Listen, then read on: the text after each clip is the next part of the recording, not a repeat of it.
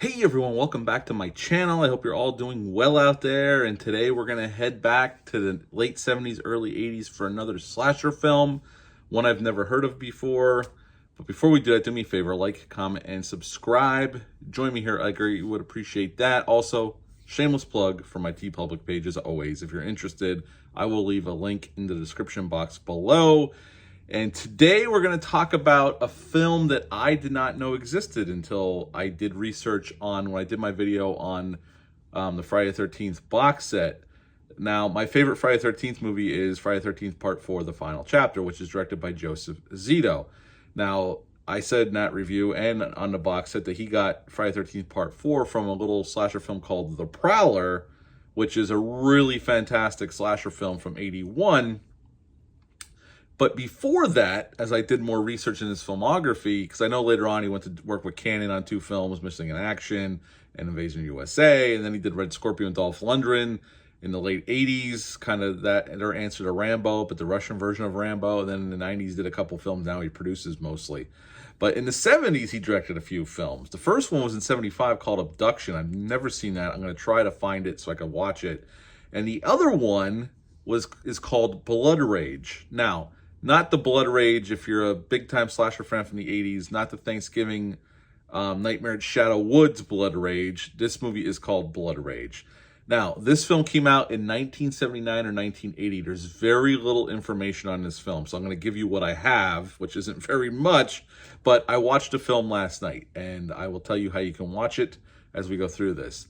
And the movie's an hour and 18 minutes long. I didn't see a rating. I would say it's either rated R or it's unrated. I don't even know how much of a release this actually got. I couldn't find much in the way of release information on this. This was directed by Joseph Zito. It's definitely a low-budget movie, and this movie is the story of this young man named Richard, who we see in the beginning of the film. We set up this local prostitute in this small town, and she is John's coming and going, and we see one of the police officers in town come to visit her. He's sweet on her. He actually has feelings for her. And he's trying to talk her out of leaving the business. Well, he leaves to go do something, and she says, I may not be back when you come back. I'm leaving town. Well, Richard shows up, and things go bad because Richard ends up killing the prostitute. Richard hides the body and hightails it to New York City where he feels he can hide. And once he gets to New York City, he rents this shitty little apartment, and he proceeds to kill even more prostitutes and more women until our police officer finally catches up with him and throws him out of a window to his death, and that's the end of BloodRage. Okay, I've never seen this film, obviously, like I said, and if you want to watch it, it's on YouTube for free. But when you search for it, you got to put BloodRage, all one word, 1979 or 1980. You will be able to find it. The transfer is not that great. I would even say it's a little below VHS quality. But you could definitely get a sense of the movie watching it that way. But if you want to watch it in a better light, which I can't guarantee it because I haven't seen the DVD, there's a double disc DVD out with BloodRage on it, and Curtains is the other film on it.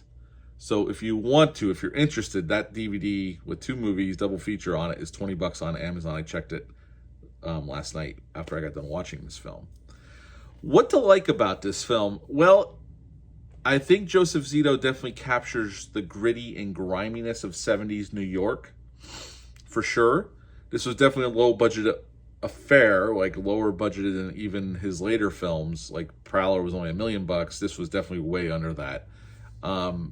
The acting is okay for this type of film, given the time period. And, there was one actress in the movie, she had been in other things, and she gets nude in this movie. There is a lot of nudity in this film, too, by the way. That's the other thing.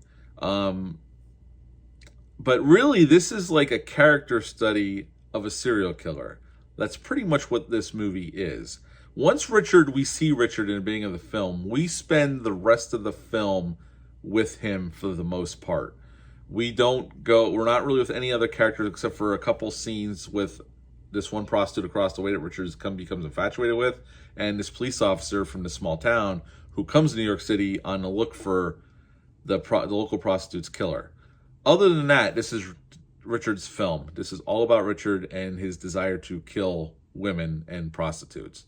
And they do a pretty good job considering the low budget nature of the film.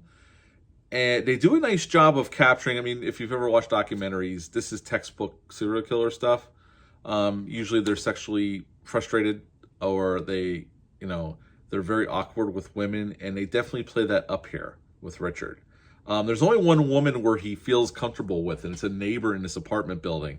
But even then, like later on in the film, he gets annoyed with her and ends up killing her and her dog in a very brutal scene, but you don't really see it. You hear noises, but you don't see him kill the dog, but you know what he's doing, and then he throws the corpse of the dog right out the freaking window. It's shocking only because it happens so bluntly and so quickly. You're almost like, what the hell just happened? So, it's definitely a grimy, gritty style, 70s style exploitation film in that sense. I don't know what Joseph Zito, I've never seen an interview with him talk about this film. As a matter of fact, I saw something online where he shot this under a pseudonym. Joseph Bigwood was a pseudonym he shot it under, but if you go to IMDb, his name is listed. So, I mean, this was shot in New York City.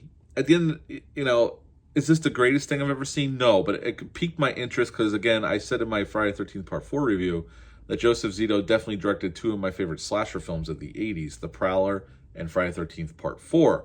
And I also like his work he did on Missing in Action and Invasion USA. And I've seen Red Scorpion too, although I haven't seen it in forever, so I don't really remember how good that movie really is. So it's definitely an interesting watch. So if you want to watch it, again, it's on YouTube for free.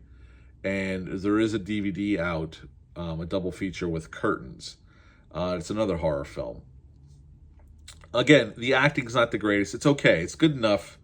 The transfer I watched wasn't the greatest, but you can get a sense of the film and you know what's going on. It's definitely an interesting watch. It's not the greatest thing I've ever seen, but it's definitely worth at least one watch. So if you're interested, those are the places you can find it. And at the end of the day, I would give this film a 5 out of 10. A 5 out of 10 for BloodRage. Have you ever even heard of this film? Leave a comment down below. Let me know if you've ever even seen it. Leave that comment down below. Let me know. Again, if you're interested in watching it, again, search YouTube for BloodRage 1979 or 1980. Yeah, 5 out of 10 for BloodRage. Definitely a very interesting watch. And honestly, it's one of those films with... Now, we've seen serial killer movies later on that were done way much better than this one. But this is one that I could see being remade with a bigger budget. You wouldn't even need a ton of money. $5 million and go to town on this one. It's a very interesting movie, for sure. That could have been something even better if, I think, with a little bit more resources. But at the end of the day, for what it is, 5 out of 10 for BloodRage. That's it for this review. I hope you're all doing well out there. I'll see you soon. Bye.